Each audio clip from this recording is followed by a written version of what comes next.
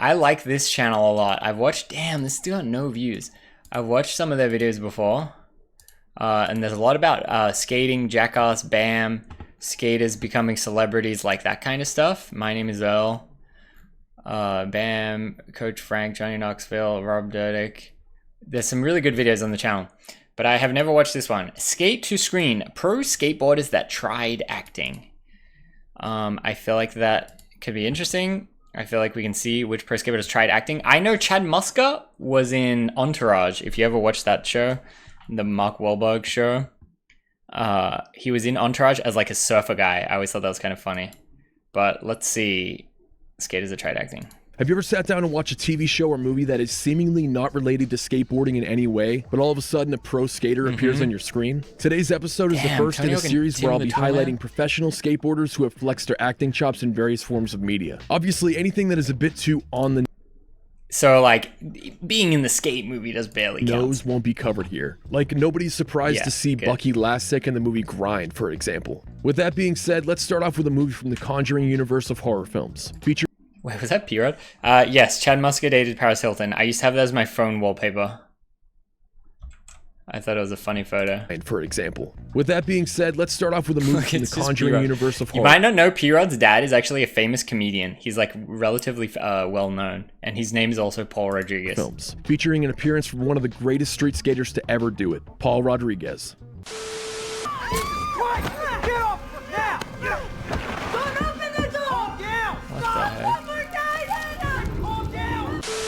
The Curse of La Llorona is the second worst rated movie in the Conjuring franchise, but it still managed to rake in $123 million on a $9 million budget. And I can only assume that people ran to the theater to see it because they saw P-Rod on the cast list. Paul plays a policeman named Officer Claro, who was assigned as a police escort for the main character of the movie during a welfare check at the beginning of the film. What is this chick from again? I recognize this actor. Is this Kelly Hart's voice? Similar vibe, huh? What is this woman in again?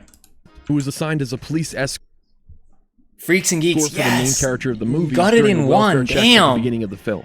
And for you guys as long as I've been aware of P-Rod, that was exactly what I was thinking of. Which I guess would be since I first saw his part in Yeah Right back in the day. I'll admit that I seriously didn't know he was the son of actor-comedian Paul Rodriguez until I started doing research for this video. And I've been aware of his dad for a very long time. I just never connected the dots. But this next movie features one of the greatest skateboarders of all time. He's 4 feet tall, has brown hair, and absolutely shreds. You might be thinking Jason Acuna, aka Wee Man, and he does fit the description, but no. I've never watched this chimpanzee movie. And MVP 2, Most Vertical Primate. Should we watch this on stream? Did I say brown hair? I actually meant brown fur. And I know I said I wouldn't be covering anything directly related to skateboarding, but at its core, MVP 2 is a movie about a chimp that plays hockey who accidentally falls into the world of skateboarding. So technically I didn't break my own rule. But aside from the legend that is damn, what? Like that was real, right? That was actually real. So technically I didn't break my own rule. A monkey did that. But aside from the legend that is Jack the chimpanzee, That's not VFX, that's not a harness. Monkey just hit the kicker. So technically I didn't break my own rule. But aside from the legend that is Jack... What the... How does that work? That's not real? What do you mean? How can this be fake? The world of skateboarding. So technically I didn't break my own rule. But aside from the legend that is Jack the chimpanzee... MVP 2 I think he does actually skate though. Ryan Sheckler, who looks like he was born about 2 days prior. You think that really wasn't real? And background I'm pretty sure it's skates. I think it's just the head. Who aren't really household names, but absolutely deserve to be, such as Jordan Hoffart and Robert Boyce, also known as Sluggo. I did watch the original MVP movie once or twice as a kid, but I'm sure that it probably wouldn't hold up if I viewed it through adult eyes. These movies came out during a time in which Hollywood stuck a monkey or chimpanzee into almost... Okay, it might be time to ask ChatGPT for help.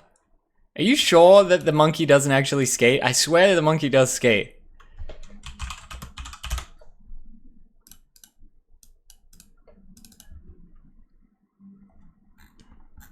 What the heck? Hello.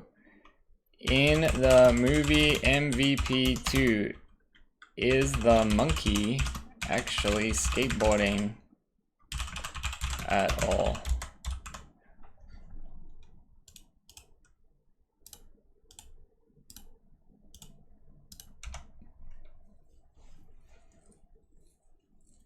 The monkey Jack does indeed skateboard, but not in the traditional sense like a human would. Jack the chimpanzee is showed riding the board, performing stunts, and even doing tricks. However, the skateboarding in the movie is heavily influenced by special effects and animal training. The scenes are set up with Jack being placed on the board, and the actual action often comes from clever camera angles or help from the trainers. So while it looks like Jack is skating on his own, it is all made real thanks to film magic. Damn it! Damn you, ChatGPT. Maybe we should watch the whole movie. Because it pretty much guaranteed financial success. A monkey, Wes? I mean, Jesus, you guys aren't even trying anymore, are you? What? The market research says people love monkeys. Aren't chimpanzees like really dangerous? We love this monkey! Do something. I thought chimpanzees like murder people and stuff. With that being said, I only just experienced the cinematic bliss that is MVP 2 while I was writing this video, and man, this movie is a f***ing fever dream. Like, I'm not trying to be funny or ironic. I seriously got so much enjoyment out of this movie. Isn't that real? I mean, it has a chimpanzee. Come on, ChatGPT. Isn't that real? What? How is this not real? Is he like holding a stick or something? I got so much enjoyment out of this movie. Fever. How can they have faked that? I'm not trying to be funny or ironic. I seriously got so much enjoyment out of this movie. I mean, like that looks like you can tell when it's fake. Like how is that fake? I seriously got so much enjoyment out of this movie. I mean, it has a chimpanzee who legitimately knows how to play hockey and ride a skateboard. As far as I'm concerned, Hollywood should just shut down because nothing will ever top that. How is that fake? At a skateboard. Stunt, yeah, no shit, it's a stunt monkey. It's not a stunt double, it's the monkey. Hollywood should just shut down because nothing will ever Look, top how? How can that not be real? Skateboard. As far as I'm concerned, Hollywood should just shut down because nothing will ever top that. It's him. The IMDb trivia section for one of the two it's a dog in a monkey claims suit. that he was the first chimp to perform a successful aerial skateboard maneuver. But this could be total BS, because the trivia section for MVP 2 also claims that a majority of the skating scenes were filmed by Wee Man in a gorilla. No. It's Wee Man. No. Oh my gosh.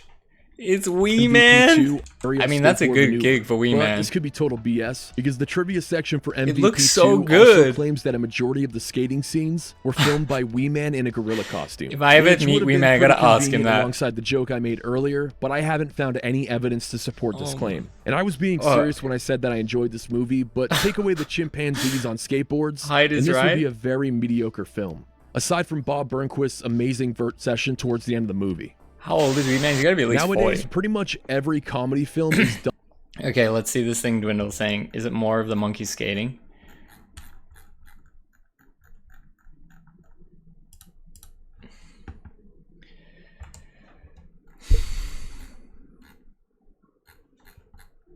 Look, that was what I was talking about.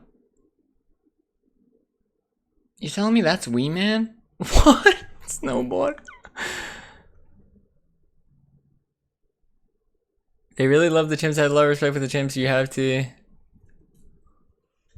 What is happening here? His feet are glued to it? Whoa. Is this the chimp trainer guy?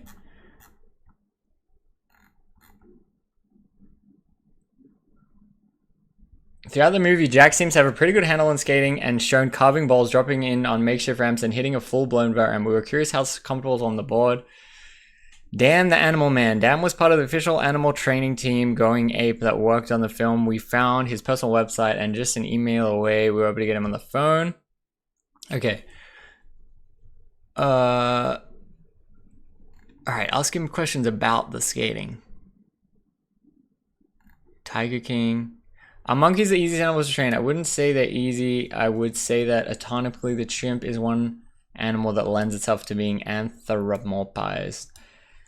We have a tendency to associate human emotion behavior characteristics with animals. How many monkeys were trained? There were 6! Let me say this to you, and don't take this the wrong way, but I am a wildlife educator, although I do call it a monkey all the time in the movie. A monkey and an ape are very different. Jack was here and heard you call him a monkey, would be really pissed. Okay. What is the process of teaching monkeys to skate? The cool thing about chimpanzees is that they are not only naturally the most competent athletes. Athlete is crazy. But they really like sport. We're already ahead of the game because it's not something we really have to convince them to do. We didn't have to really coax them in these movies. They're extraordinarily powerful and love speed and loud noises. Skateboarding has both. We just have to figure out how to show them the process and the behavior they were desiring, and they're done. And all they're doing is working, and they want to be paid, but they're not getting paid in Benjamins. They're getting paid in their favorite food or snacks or whatever. And just so you know, we're not holding back food. We're not holding food back from them in order to get driver behavior. It's a reinforcement method. We had to convey staying on the skateboard and actually moving. We had to get them not just want to sit or bang or push on themselves like a cut. The whole concept of cutting an etnies open. We figured out the whole concept of cutting an etnie open. We cut the bottom of the shoe and made it into a sleeve so they could skate better. Damn, so they're like glued to the board, kind of. We saw the feet were kind of poking out of the bottom. We used a cut shoe facing forward on the skateboard, allowed him to stay in the board, and I mean, the monkey's gonna get smoked. You put him on glued skateboard, he's absolutely gonna get extremely smoked. That's why they got 6, to just smoke 5 of them and then get the shot on the 6th. Allowed him to stay in the board. It made it more natural. He could put his foot out of the board at any time. That's the thing about chimpanzees. They don't like to be fully restrained. In non-action scenes, he just wore a regular pair and he didn't care for that. Alright, we definitely gotta watch this movie. I'm curious to hear more about the training facility. During the prep, the production company paid for us to have VIP access to this indoor skate park in Sacramento. What skate park is that? We would go there in the morning and they had it exclusively for us. Imagine you rock up to the park and there's just a guy training a monkey how to drop in. Oh my god. Twice a day in the morning when nobody's around, they would go there after close, 5 days a week for a couple of months. Damn! We started teaching the chimp to stay on the board and skate. Then we started doing ramps and he would have to hold his hands up because chimpanzees tend to put their hands down and that's how they walk. One of the biggest training hurdles we had to get over was the constant need to bend over and put your knuckles down. That's what I'm saying. Knuckle dragger comes from. We tried to train him to do a kick turn. We had him hold onto his hands and actually go up the ramp and kind of turn it. We did a process called successive approximation. The ramp would be very small incline, then up and around, up and around. Would hold onto his hands and eventually get bigger and bigger. That's what I get the not monkeys, but the aspiring skaters to do. That's crazy. The biggest part was working on the drop in. Did he really drop in? Was dropping them in when we started training on the pipes. We had several special drop-in ramps built, which was really cool. You can watch in the movie. Ben and Jack will close down in the swimming pool. It's the first time you see that box. It's basically a 2-foot box. Seeming like this rolling. The monkey really just rolls down? What the hell? Do the apes start to learn how to skate better on their own or do they instead of us? No, not really, because again, they're simple-minded creatures, right? They're geared in the wild for surviving, no for athletics.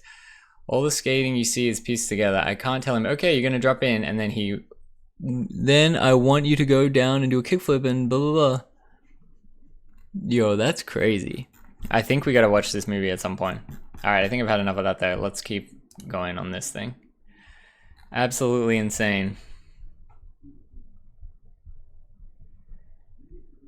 Dumped onto a streaming network, only to be forgotten about within a few weeks of being released. But there was once a time when comedy films made like hundreds of millions of dollars at the box office and had staying power within the cultural zeitgeist. That's where the next subject of today's video comes in. The Hangover trilogy made a combined total Skater of about $1.4 billion at the worldwide box office. And these movies were nothing short of a cultural phenomenon. Like, you couldn't go out in public without seeing someone rocking a Baby Carlos t-shirt. But for the first Hangover movie, director Todd Phillips approached the band Revolution Mother to have them write an original song for the film's soundtrack. And if the band's lead singer looks familiar, that's because it's the legend himself, Mike Vallely. Not only did Mike V and his band write a killer track for the movie, but Mike also made a cameo. What?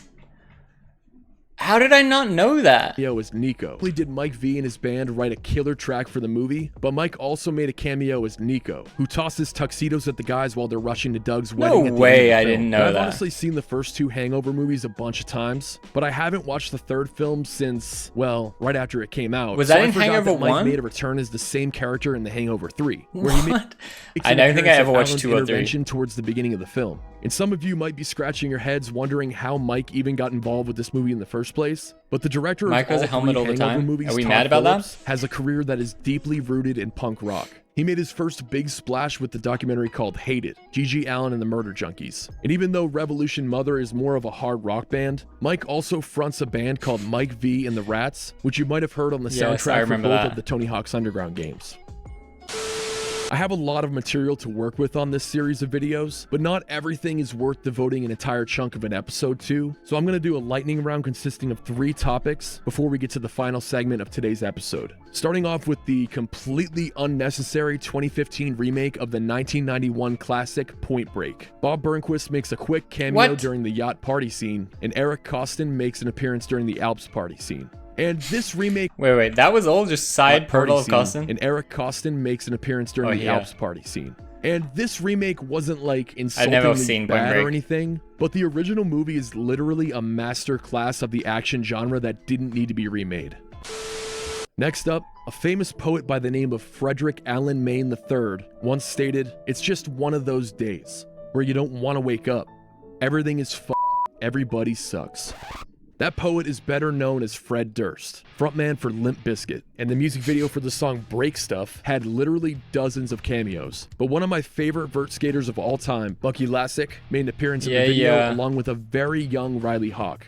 Wikipedia also claims that Bam Margera was in the video as well, but I couldn't pick him out. And he's not listed on the IMDb cast list for the video, so I don't think he was actually in it. And speaking of music videos, Riley's dad Tony made a very brief cameo in the music video for Smells Like Nirvana by Weird Al. How does he know this? So brief that Weird Al wasn't even aware that Tony was in the video until about 2009.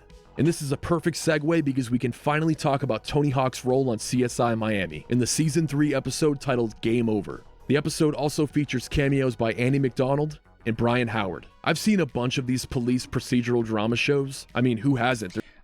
Honestly, I've never watched a single ep of any of these shows. Without a Trace, Law & Order, NCIS, Criminal Minds, CSI, I've watched 0 episodes. There's like 500 of them by this point. And I'm being serious when I say that this is probably my all-time favorite episode of a police procedural, because the mid-2000s cheese... What is this? Was it a skate murder or something? This is probably my all-time favorite episode of a police procedural, because the mid-2000s cheese factor is through the roof on this one. In the beginning of the show, Tony's character, Jake Sullivan, gets into a car accident in which he crashes his SUV into the side of the boat. But upon further investigation, it's discovered that he was dead for several hours by the time that the accident occurred. So our accident... Damn, Tony's just dead the whole at all. Also, Jake's right foot was cut off. But hey, he's goofy footed, he'll be fine. Also, that's one nice audio shoe right there. That company needs to make a comeback. Damn. The detectives then find remnants of an award that was used to wedge the gas pedal to the floor of Jake's SUV, which leads them to a game development company called Strong Studios. Jake's place of work and the developer behind the hit skateboard simulation game called Skate Park Extreme. I'm sorry. Yes, you mean Tony Hawk's Pro Skater? I can't say that without laughing. It's so f***ing stupid. Anyway, the company's CEO used to... What? Be the biggest name in skateboarding, but he lost some of his chops and secretly relies on Jake to do all of his motion capture. Using the motion capture recordings stored in the company's database, the detectives discovered what a crazy plot line. Sorry guys, I'm currently editing the video, but needed to interrupt real quick just to point out That's the break in the case, the mocap data. I mean, that shouldn't be enough evidence in a court of law to be charging someone with murder, right? Sorry guys, I'm currently editing the video, but needed to interrupt real quick just to point out a glaring issue with the episode. I don't know how I didn't notice it when I first watched the show, but in this scene, Tony wasn't wearing a motion capture suit, so him getting beaten down wouldn't have been recorded at all. How did they fuck this up so badly? Alright, enjoy the rest of the video. At this Damn, point, he died by getting trucked to the back of the head? How did they fuck this up so badly? Alright, enjoy the rest of the video. At this point in the episode, the #1 suspect is this nerd named Todd Simmons, a fellow game tester who just so happens to have a f***ing Tony Hawk poster. That's funny. That in this cinematic universe where Tony Hawk is playing the other character, Tony Hawk still exists. Behind his head. That is some meta shit right there. Todd is also suspected of sneaking into a programmer's office in order to steal the award that was used to wedge Jake's gas pedal. Because while Todd was in there, he accidentally spilled some Mexican cola on the floor, which was traced back to him because he's a known soda snob in the office, and the company's receptionist special orders it for him. But it turns out that the same receptionist mistakenly sent flowers that were addressed to another woman to Jake's house. His wife then assumed that he was cheating on her, showed up to his place of work, and beat him over the head with a skateboard. I don't even know a woman named Amber. Why am I even fighting for you? Look at yourself. Skateboarding at 35. I got 2 years left, guys. We got 2 years. Why am I even fighting for you? Look at yourself. Skateboarding at 35. Damn. It turns out that this dork Todd was picking up all of Jake's slack while he was off doing motion capture, and he was ready to tear Jake a new one when he discovered his unconscious body. In a fit of rage, Todd decided to murder Jake by dousing him with water and electrocuting him. To dispose of the evidence, Todd placed Jake's body into his SUV to fake a car accident, but he had— Wait, so the girlfriend killed him? Or the girlfriend just beat him? I'm not even following the stupid plot right now. The girlfriend beat him down? It turns out that this dork Todd was picking up all of Jake's slack while he was off doing motion capture, and he was ready to tear Jake a new one when he discovered his unconscious body. In a fit of rage, Todd decided to murder Jake by dousing him with water. Why would he just murder an unconscious man? To dispose of the evidence, Todd placed Jake's body into his SUV to fake a car accident, but he had to hide the burn marks on Jake's foot from the electrocution, so he severed his foot and hid it behind the SUV's dashboard. Holy shit, this guy is a f***ing monster. And the episode also has a subplot where a former adult entertainment star who performed under the name Cookie Divine needs help tracking down stolen tape. But I'm just going to recommend that you seek the episode out on your own and give it a watch for yourself, because it is absolutely insane. But that's it for today's episode. You think we can watch CSI on here? I mean, I guess we got all the spoilers just now, but that was crazy though. But yeah, I told you, this guy makes solid videos. Media Pastime. What a sick video he made. No, Kick probably. Who owns CSI? Which company? CBS? Yeah, we're fucked.